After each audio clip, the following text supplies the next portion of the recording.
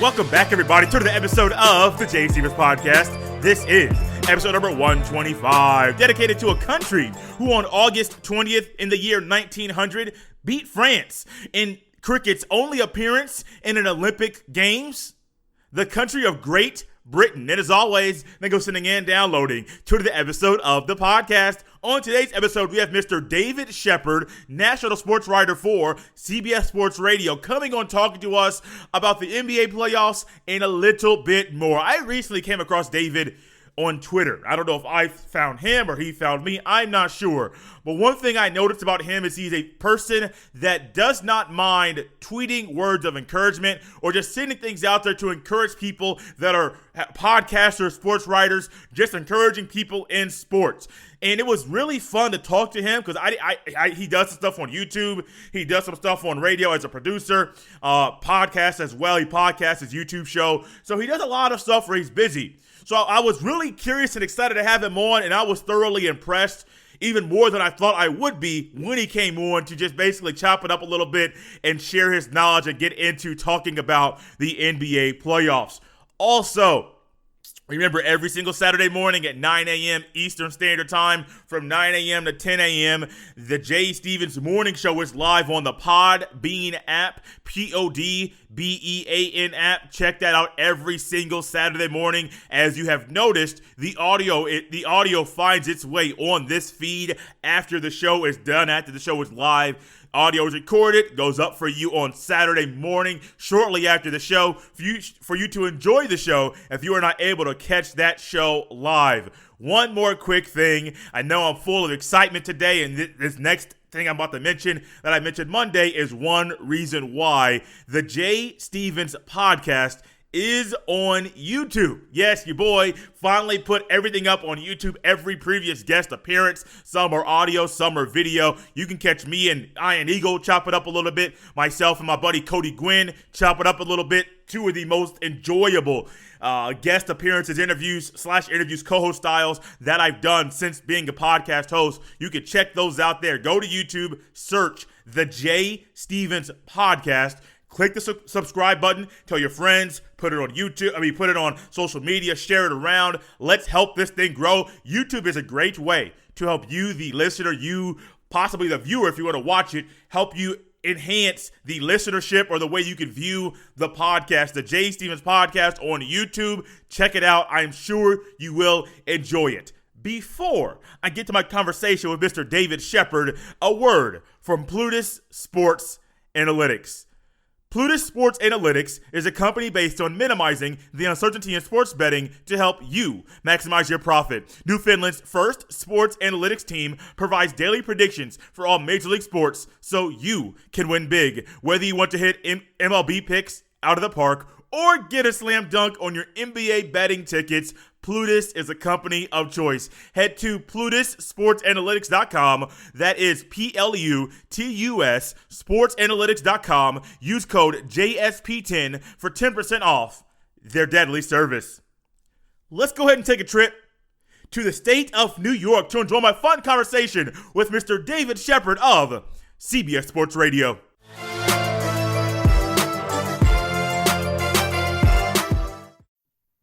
Hey, David. Welcome to the podcast. Hey, Jay. Thank you so much, and thank you for having me. Yes, sir. No problem. Before we get to the NBA playoffs, and as there's a lot going on with that right now, with that starting just yesterday, as I was doing some research, just looking over you and some things you had done throughout your career, I noticed that you had been a producer for Pharrell on the Bench, the Moose and Maggie Show, and also John Kincaid. What was that experience like? Yeah, man. Learned a lot. I learned as a producer, basically, it's better to be seen and not heard. So your job is to make sure that whoever the host that you're working with is, they are prepared. They're in a good position each and every time they're doing a show. So they're getting informed of the latest information right before a show. If there's news breaking and you're not on top of that, that's a reflection of you. Every single thing you do has your signature on it. And, fortunately I worked with four individuals in Pharrell and Moose and Maggie and Kincaid that they're very prepared. They don't necessarily rely on a producer. They don't necessarily rely on an update anchor. They're constantly on Twitter. And back then it was interesting because I don't think you had Twitter notifications back then. You know what I'm talking about, Jay, with the quote jams and things like that. So they were just so accountable, and they were so on top of everything, and they were so I would say self-sufficient.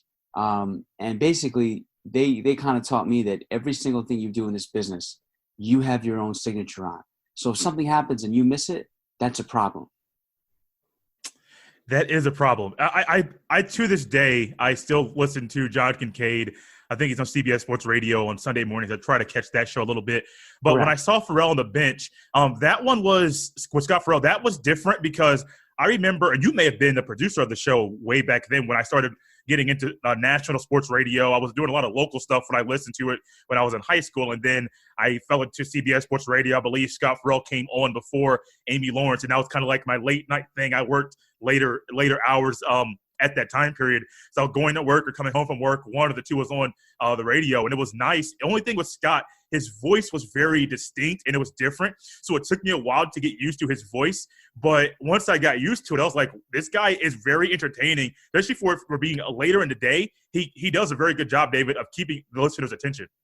Yeah, I mean, he's definitely part entertainer, part talk show sports host. He comes up in that Howard Stern cloth, which is, what can I say that's going to be polarizing, that's going to get people to pay attention, that's going to get people to call in. He's not afraid to, go off on a player or a coach or a broadcaster. He says exactly how he feels. He speaks his mind, obviously. He doesn't hold back in terms of political correctness, which can be dangerous. Mm-hmm. I mean, if you've seen it, kind of the change in not just radio, but even comedy.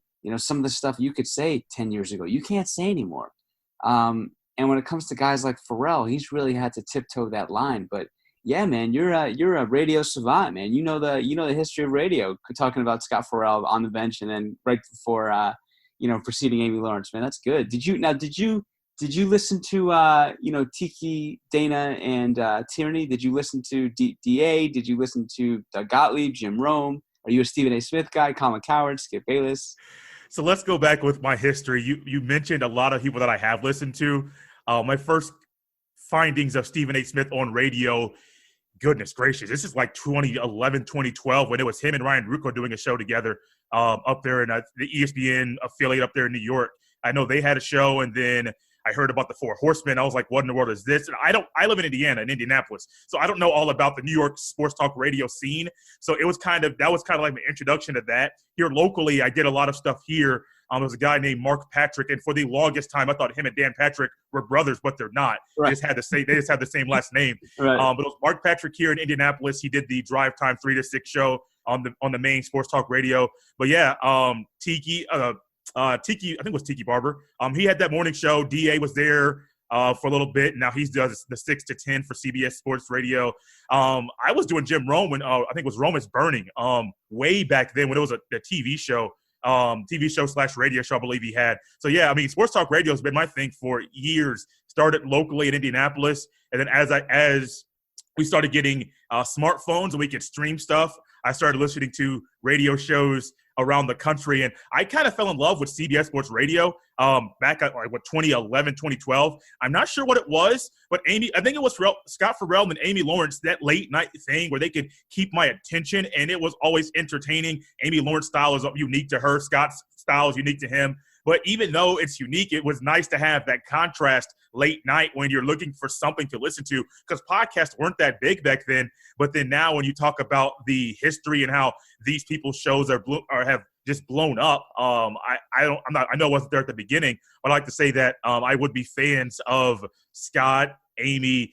I love John Kincaid because he's one that, even though I think he's in Georgia is where he hosts his show. When he does, I know it does a show 5 days a week, Monday through Friday. He still comes in on the national scene and is very in touch and in tune with the pulse and the temperature of what's going on in sports. So I do like the guys that can do a local show, but they can also translate that to a national show, a national brand, and be in touch with what sports fans like you and I, or people around the country, even around the world, enjoy with the sports talk shows. Yeah. So is Is Gary Parrish big where you guys are? No. Okay. Bob Lavelle? No, I've heard of Gary Parrish. I have not heard of Bob Lavelle, but neither one of them are big where I am. Really? That's Indianapolis, though, no? Uh-uh. Are you sure? So who's big? Who's big in Indianapolis then? Like who's big locally? So you have in the morning Jeff Rickard and Big Joe Stasiak. They do the morning show from like 7 to 10, and then that's ESPN, right? Yeah. And then 12 to 3 you have Dan Dockich, and then 3 to 6 you have JMV John Michael Vincent. That's his real name. Nickname's JMV, so that's what everybody calls him. But those are the 3 guys that do the ESPN affiliate here at Indy. Very cool. Very cool. Yeah, man. You guys are a great market. I mean, you talk about that, man. The Colts, man. That's like a. I mean, not to like be so simplistic about it, but that's like a cult, not in a bad way. No, yeah. The following they have. People don't realize how big the Colts are in Indianapolis, man. No, you're exactly right. And I saw a picture yesterday. It was Robert Mathis who played for the Colts, and you'll remember this. Robert Mathis, Roy Hibbert, Andrew Luck, and then another player were in a restaurant playing cards one night. And this is around the 2013, 2014. Andrew Luck had that comeback against the Chiefs. The Pacers and Heat were battling 3 years in the playoffs. And so that time period was huge. I mean, you're exactly right. Indianapolis, it's one of those weird towns where you don't think it has much as far as sports. When you think about the Pacers and the Colts, it is kind of a cult following. And once you're in it, not in a bad way at all, but once you're in it, you're sucked in, and the fan base is wild, very wild.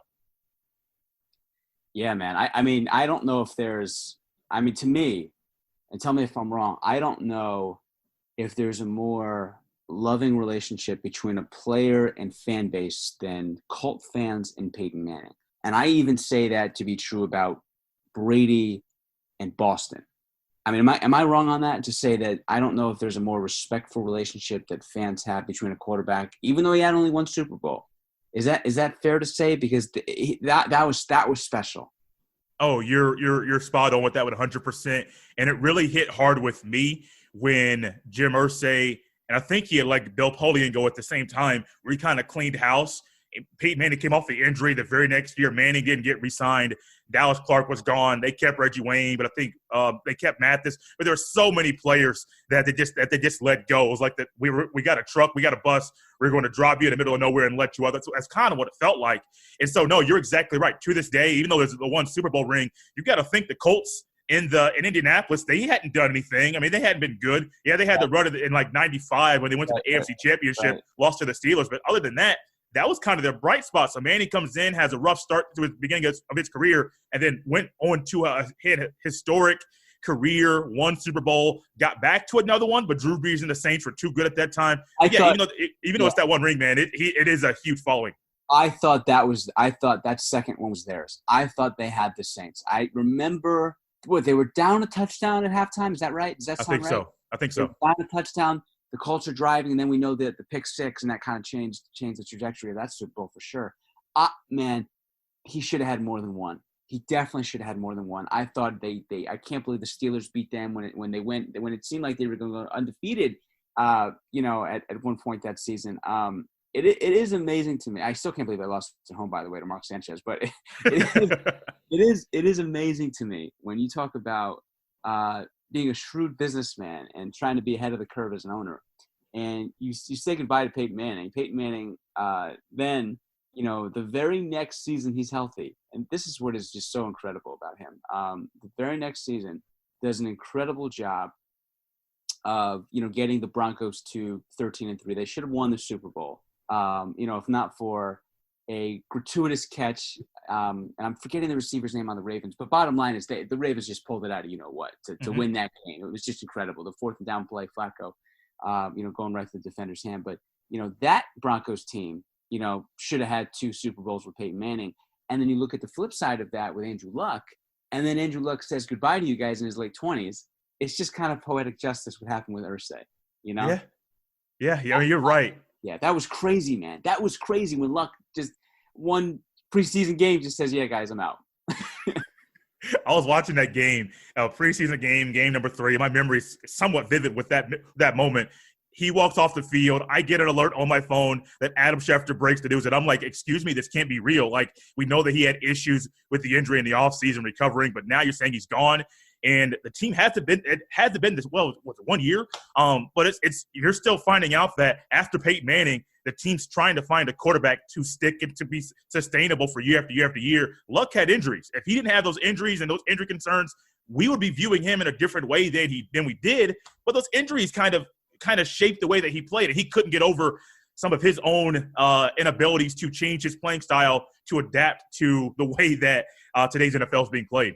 It's hard to believe because he was obviously on the trajectory to be a first ballot Hall of Famer. Do Colts, being in tune with that Colts sports market, do you guys look back at that and say, you know what, the guy just didn't want to play.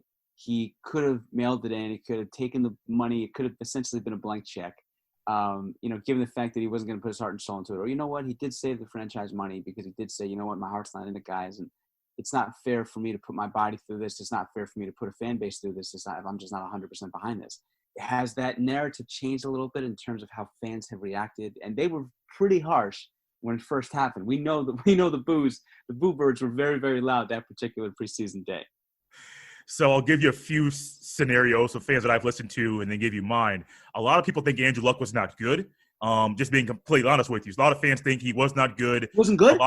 No, I think he was good. I do, personally. Perennial Pro Bowl quarterback. Yeah. He was knocking on the MVP conversation. Well, you got to think. We come off of Peyton Manning. We come off Peyton Manning. Well, people relate him to Peyton Manning, and you can't connect the two because even though Peyton Manning got hurt and was dinged up a little bit early in his career, he was still surrounded by he had a premier offensive line, premier wide receivers, running backs behind him. Defense was not elite, but they fit what the mold of the team was. So people always go back to Peyton Manning and say, well, look, some people think he wasn't good. Some think that Andrew Luck quit on the team. I was on the wavelength that maybe he just did the best thing for him and his family, and he thought for his career and other life aspirations that he had that leaving the NFL based off the way that he had been injured so much and he got tired of waking up and having to do rehab every single day. Maybe that was a thing. I'm on that side where it was the rehab and the injuries that got him to leave the team. Some people, like I said, some think he quit, some think he wasn't good, some think that he was a good quarterback, could have been elite, but he just couldn't get out of his way and change his playing style. But yeah, this may surprise you. I know we go longer on football, but this is fun. Some people think that Edgerrin James was not a good running back. I think he's a Hall of Famer. I don't know why he's not in there. He literally is a Hall of Famer. Yeah. Right? He just got in. No, he didn't. The virus shut that down. Oh, no, I understand that, but I'm saying selection-wise. Yes. He got elected to the Hall of Fame. Yeah. And again, this Edgerrin James, correct me if I'm wrong, never won a Super Bowl. No. So he got let go, I think, the year before we won. It was weird. He was great, man. Yeah. Harrison, that was such a special team. Harrison, and Clark, and James, and Manning, and Stokely. That was an incredible team. And obviously, Dungy being a great coach. So, Jay, it sounds like to me you're a human being before you are a sports fan.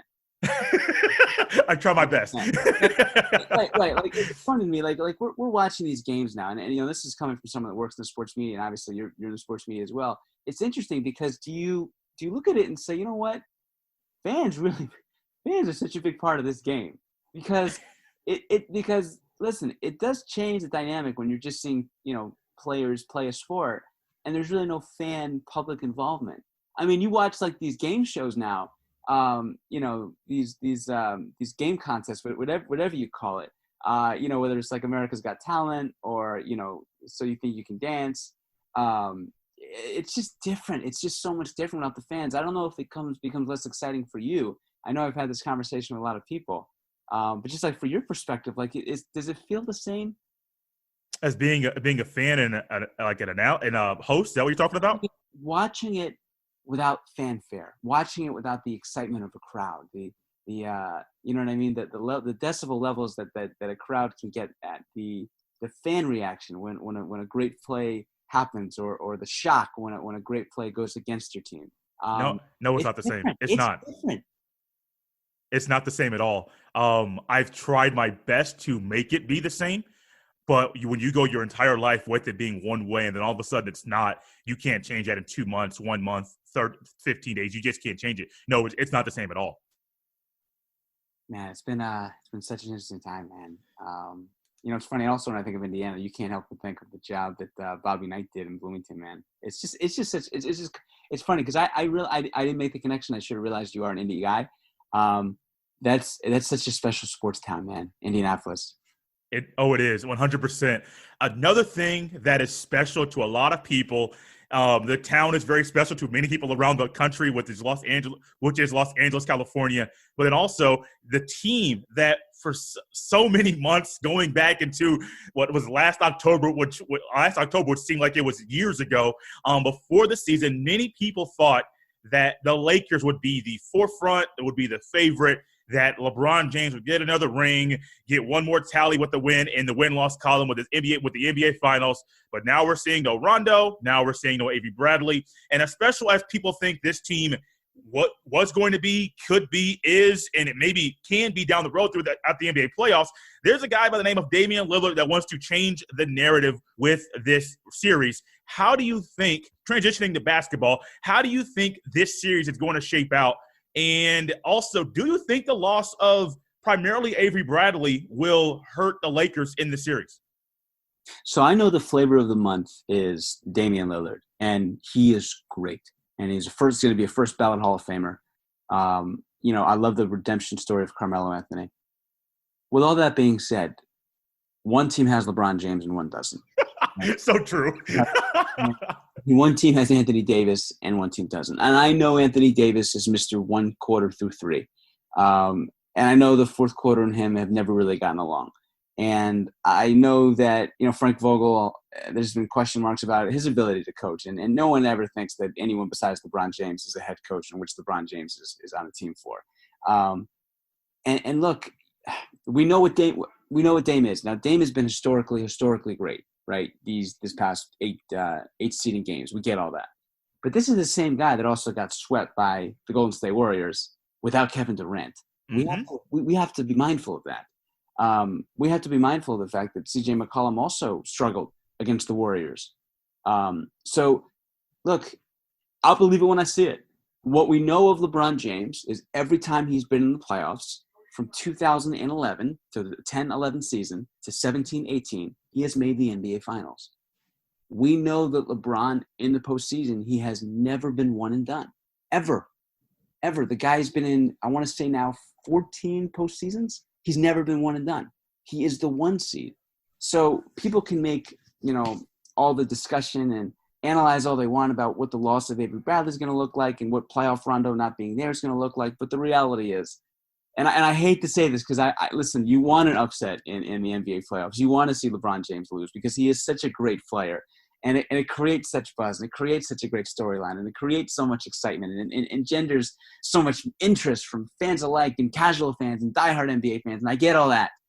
But at the end of the day, it's LeBron James, the most proven player we have in today's game, versus a guy in Damian Lillard and C.J. McCollum who can't win a game against the Warriors team without Kevin Durant in the playoffs.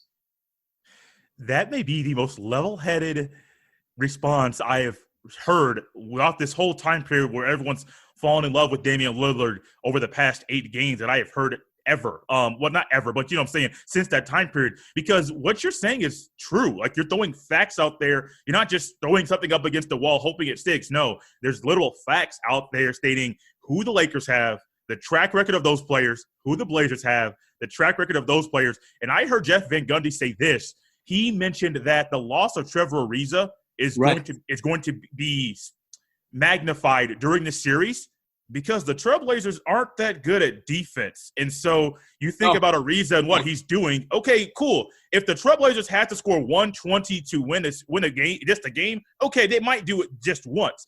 But if LeBron James wants to just force his players to play, force the other, not say force, but encourage and be the leader that he is to encourage the other guys to lock in on defense, this could be a sweep easily. I mean, it could be a no contest sweep, a gentleman's sweep in 5 games. I mean, I don't see it going longer than 5 because I just think LeBron's going to get whatever's in his head out because he's mentioned that there may be something else on his mind right now that could be weighing down on him. Okay, we understand that. We're humans. It happens. We've all had to go through that this year. But I will say, it's LeBron. This is the Trailblazers.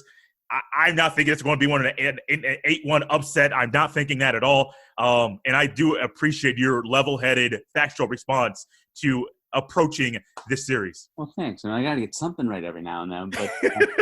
But yeah, I mean, look, I mean, and, the other thing is this. Look, Kyle Kuzma is he's a very good player, and he's got he's been injured, and it's been tough for him because obviously he's now coming off of the bench, and he's no longer one of the two vocal points for his team, and so he doesn't get the same shot selection, and he's been inconsistent from outside, and so he's taken a little bit of a hit himself, and I think we saw him kind of come into his own these past couple games. It's going to be a fascinating series. What I am so intrigued by is going to be Clippers-Lakers if that happens. I don't want to say when, I want to say if. That to me is going to be fascinating because we've never seen such different approaches to basketball in Kawhi and LeBron.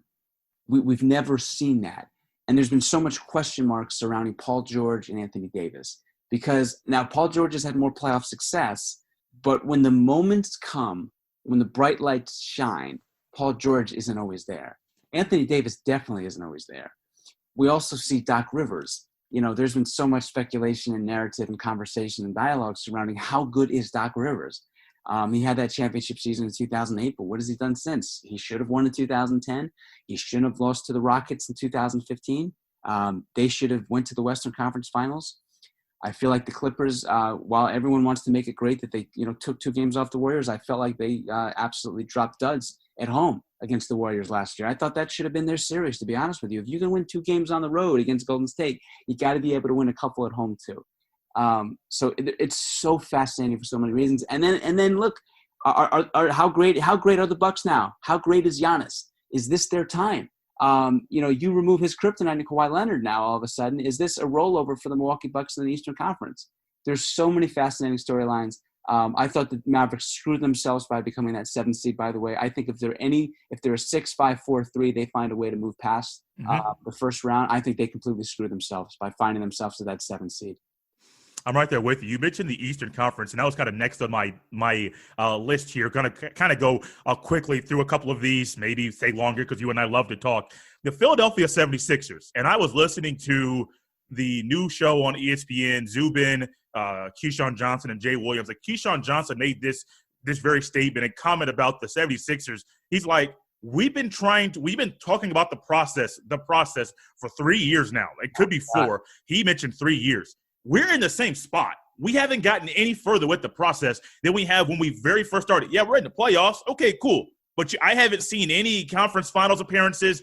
I haven't seen an NBA finals appearance. And we all know if you haven't got to the NBA finals, you can't win the championship. Right. The process is okay, cool. It's cool to talk about. It's a great slogan, a motto. It's great to put on a T-shirt, to hashtag the process. Joel Embiid, great talker. But at some point, and this is not a knock against Brett Brown, some Sixers fans, I know Sixers fans, they can't stand the man, think he's going to get fired. Okay, that's a conversation for another day. But I'm looking at Joel Embiid right now and just saying, look, man, you started this narrative about the process.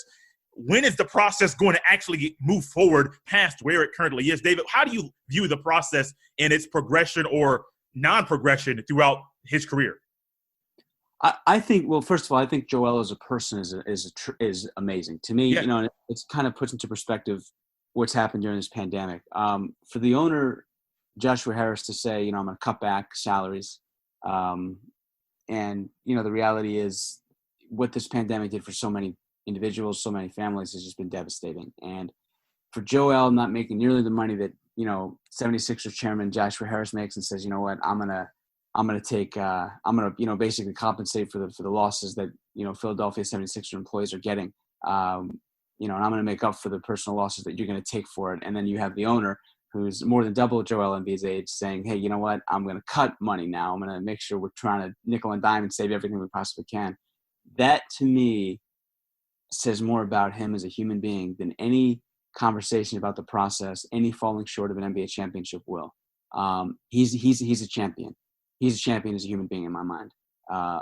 In the toughest of times for the city of Philadelphia, and then what Joel Embiid did with also people from his hometown, what he's done, helping those people out that are in dire straits and struggling, and that to me just absolutely overcomes any process talk for me. I'm blown away by Joel Embiid. look, is he Moses Malone out there? No. Is he an individual that is going to go down as an all-time great? No, he's not. He's an incredibly talented player. He's somebody that I wish played, on the block more. He's somebody that I wish developed his game even more as a facilitator. I wish he was better defensively. I wish he was more consistent. I wish he was in better shape. But damn, is the NBA lucky to have Joel Embiid? Oh, yes, they are. Yes, they are. Another Eastern Conference series. This one hits home for me, and I'll do my best not to talk a lot about this one. We talked a lot about the Indianapolis sports scene earlier. I mentioned Roy Hibbert. You and I both mentioned Paul. I think Paul George at some point.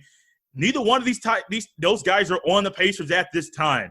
The Pacers are also missing Sabonis, which is a big piece down low. Oh, yeah. Because as good as Miles Turner is as a basketball player, and I'm very critical of him, even going back to his time in college, I saw it was I go back in my mind a little bit. Texas and Butler, first round of the NCAA tournament. I saw Miles Turner go up against the Butler Bulldogs, who do not have the skill set that Texas has in basketball. But I'm thinking, this guy's not good. And this is what I'm thinking in my head. Like, I'm thinking he's soft. Not just thinking he's not good. I'm thinking he's soft. And as a big man, 7 foot, I'm kind of like, seems like we're kind of on the same track record and thought process. Bang a little bit, like be physical, have a good core, good solid core, and good solid lower body strength. But I was like, Miles Turner isn't the guy. And then lo and behold, of course, the Pacers get him and go from Roy Hibbert to Miles Turner. Okay, good. You got a guy who's a good rim protector. He's very good at that. But it seems like when you get the big bodies, Bam Adebayo, who he's going to have to bang with in this series, I think Bam's going to get the best of him. You have T.J. Warren, who went smooth off at the beginning of the bubble when the seeding game started. Then you have the Heat, who have Eric Spoelstra, who has quietly been one of the really good, one of the better coaches that doesn't get talked about, at least from what I hear very much. He did when he had LeBron and D. Wade. Tell Spoelstra to go. I've been hearing the same thing about Spoelstra for the last 7 years. Look, I love Spo. Yeah. But everyone always talks about he's the best coach. He doesn't get the credit he's due. Go win. Go win. If you're that great, go win. You know what I mean? No, like, yeah. like everyone, like the guy wins one playoff series, he's all of a sudden Phil Jackson. Like, go win. True. At least get to an Eastern Conference Finals before you make this guy out to be this great coach. Yeah, true. At least, like, people want to make Brad Stevens out to be boy wonder. At least he makes the Eastern Conference Finals. I think he's overrated too. Yeah. I think Brad Stevens, we'll get back to the series in a minute, but I think Brad Stevens gets a lot of his praise due to Butler and those 2 runs that he had there, Butler University. Right. If he didn't have those and then he got the Celtics job and he's on the same type of track record and had got the same postseason success, or his season was halted in the same areas, I think he would be viewed different than he is now. But we go back to Butler. Oh, great, Hinkle, Fieldhouse. You do this great stuff at Butler. You lead them to back-to-back national championships. And if a shot was different for Gordon Hayward and all those Indiana kids do those half-court shots all the time, if that would have gone in, oh my goodness, this guy's elite. Like, I get it, but I do agree with you there. Like, I think Brad Stevens gets a lot of his praise due to the Butler stuff, not because he's a lot of the stuff because of what he's done there in Boston. But with this Heat and Pacers series, what are you looking forward to between these 2 teams that have shown that they just don't like each other? Well, Bam, let's see what kind of a superstar he's going to come into. I just think the Heat have just too much firepower. I just think whether it's, Duncan Robinson or whether it's Kendrick Nunn or, Jimmy Butler, there's so much talent. Obviously I think the most improved player in Bam Adebayo. The Heat are dangerous, man. They looked really good in the bubble coming back. They're playing with a bounce in their step, and the Pacers are just decimated by injury. Vic's great, but he hasn't really been, the same. Obviously, pre-injury.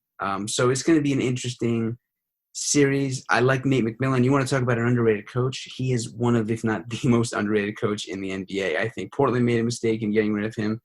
And I thought Seattle made a mistake in parting ways with him as well. Remember, that was a Seattle team. But I'm excited, man. I'm excited for NBA basketball. And by the way, just to be clear, I think Spo's a good coach. Yeah. I think he's a good coach. But and so is Brad Stevens. But let's not make them out to be, Phil Jackson just yet. They got to win.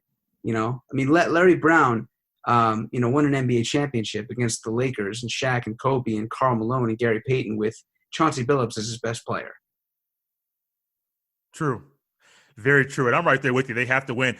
I know a lot of Pacers fans with Nate McMillan, very critical. extremely critical because as good as he has been with the injuries or rosters that aren't put together as well as other teams, he's only gotten past the first round once, and I think it's 15 years of coaching as a head coach, and that was back in 04. I only know this because I looked it up recently. It was back in the 04-05 season with the Seattle team you mentioned. The two best players on that team were Ray Allen and Rashard Lewis. Right. I think Ray Allen may have averaged 23 or 24. I think Rashard Lewis averaged right at 20 points a game during that time period.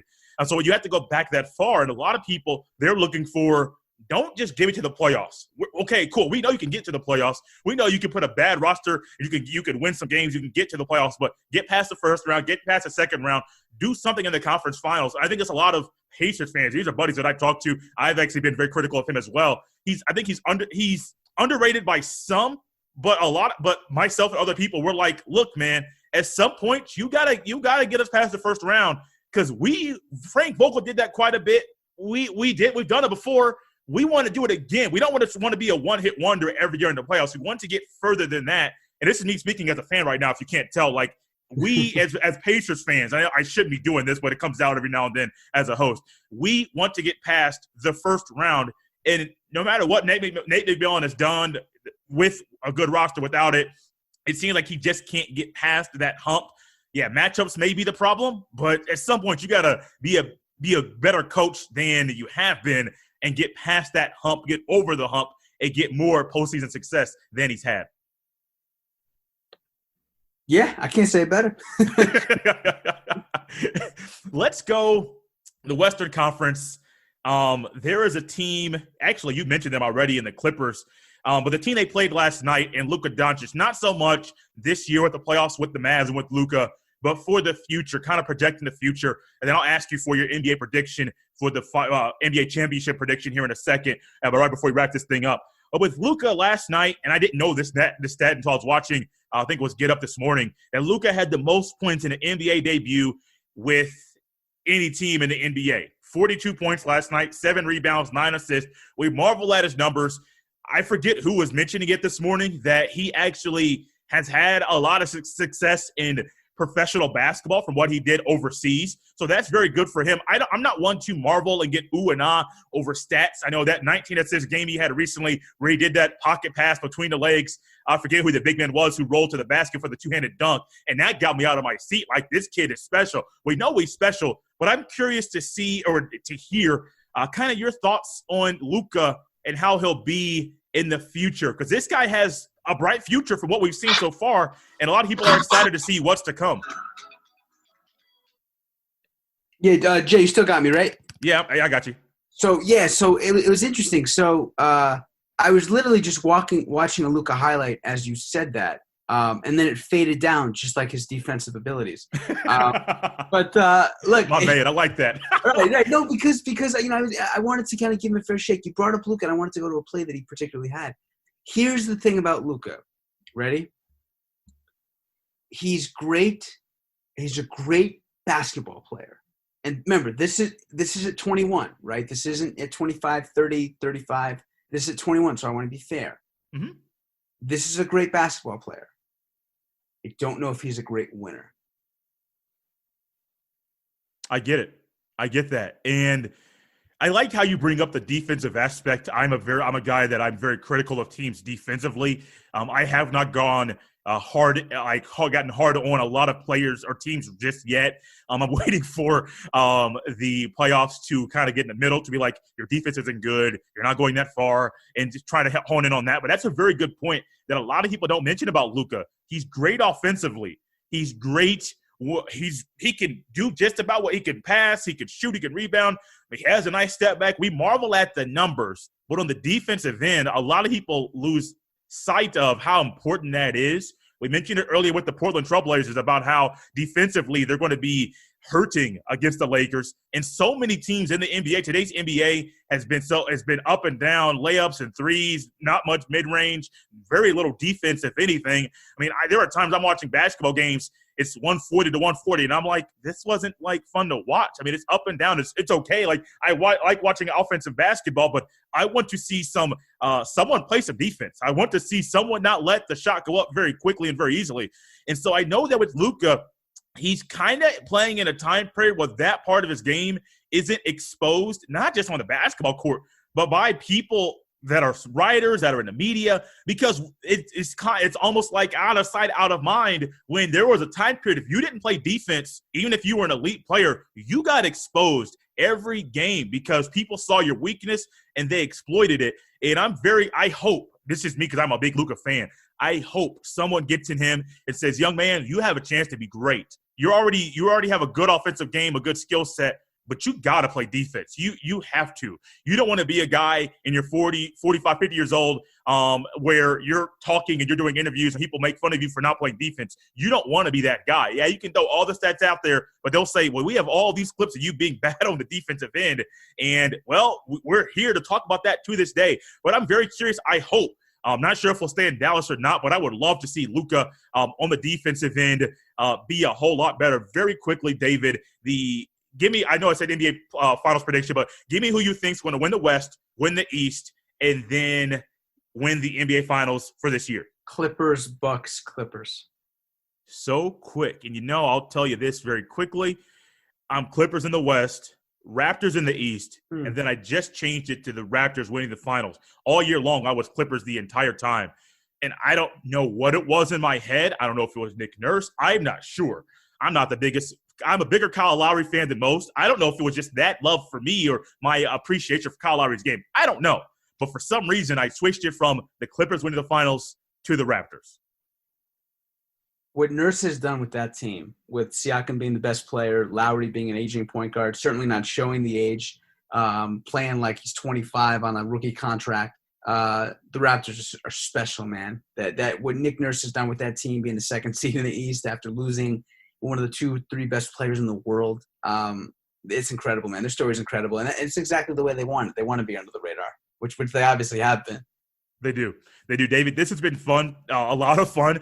Take some time, if you could, to let the people know where they can catch some of the articles that you write and then catch some of the things you do as well, and also social media platforms. Yeah, man. So just basically, if you type in David Shepard, Shepard, you can find me on YouTube. I talk about the biggest stories in sports, basketball, football, baseball, everything. College football, obviously, we don't know what's going to happen with that, but would love people to subscribe to my channel. I think they'd really enjoy it. And also Twitter, the Good Shepherd _. And yeah, I also want to, man, just major props to you, bro. Like you're a good dude, man. Like we need good dudes in this industry. Like real talk, like when I reached out to you, I think, I had a couple questions for you. You got back to me right away. You were encouraging from jump.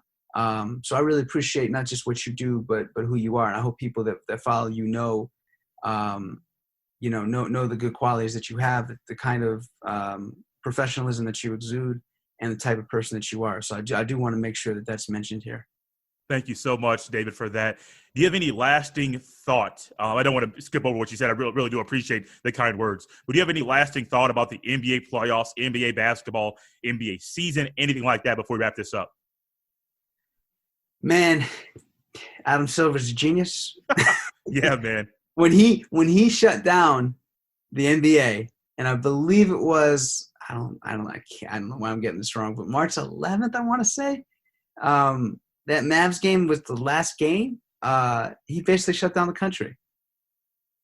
Yeah, a lot of people believe it was Adam Silver that changed the way America looks at the pandemic, and it was Adam Silver. And then it's Adam Silver that's showing how you make the best of a terrible situation, and how you make that work, how you overcome obstacles, and ultimately find a solution for the worst pandemic this country and arguably the world has ever seen in over 100 years. He's dealt with it in terms of all the logistics, in terms of pleasing the owners, pleasing the players, pleasing the fan base, pleasing the sponsorships, pleasing the networks. He's done it all. You can't say enough about the job that Adam Silver's done. No, sir. You're spot on. He did a phenomenal job, continues to do a phenomenal job looking ahead to what's to come, not just now. And I know I live in Indianapolis. They're already making steps to cancel the All-Star game for next year, or just do an All-Star game there in a bubble, because they just recently canceled the hotel reservations here in Indianapolis where the All-Star game was going to be in 2021.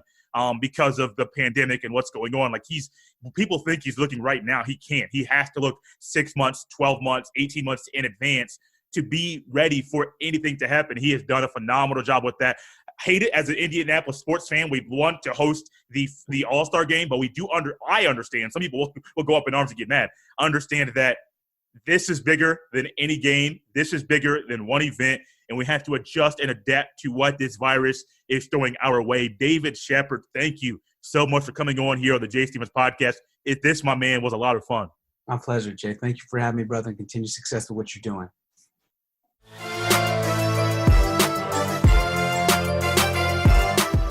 Yes, the Raptors.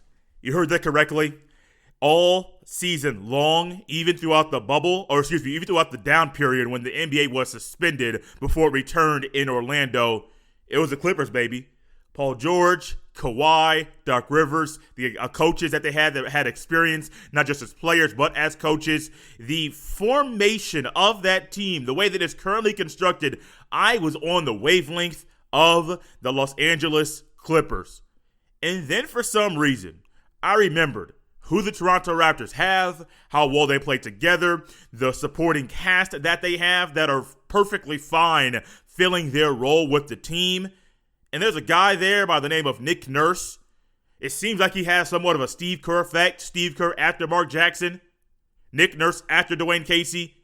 I'm not saying he's going to go on a run like Steve Kerr did, where he's going to win so many championships in a short period of time.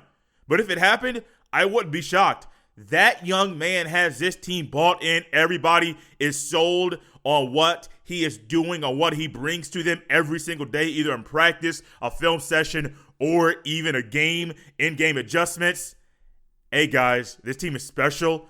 Don't sleep on them. I know a lot of you may not have picked the Raptors to win it, and I don't knock you at all. But I will say this. If they do win it, we shouldn't be shocked because they have played at this level, not just this year, last year, and even though they don't have Kawhi, they're showing them that even without Kawhi Leonard, they can still do big things in this league. And your boy, Jay Stevens, surely believes the Raptors go back-to-back champions in the NBA and bring another champion up to our neighbors in the north, the great country of Canada.